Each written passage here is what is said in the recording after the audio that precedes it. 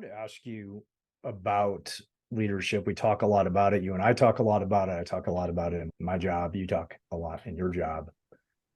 How would you define what a leader is at this stage in your career or careers?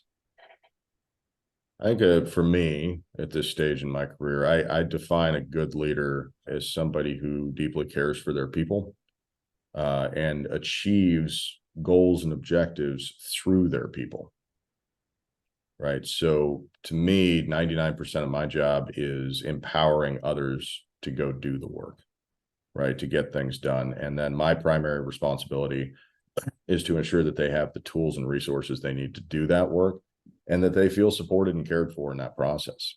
Leadership, as I've, failed my way upwards here, tends to become more nebulous the higher up you get. It's harder to define. If I'm to borrow an army analogy here, if I'm leading an infantry squad or a howitzer section, my job's very clear cut. I have a list of things that I know I have to get done. There's quantifiable outcomes to my leadership. There's, expectations that are very clear and easy to understand, and in many cases, very standardized. And then you start to work your way up the chain, right, to the company commander.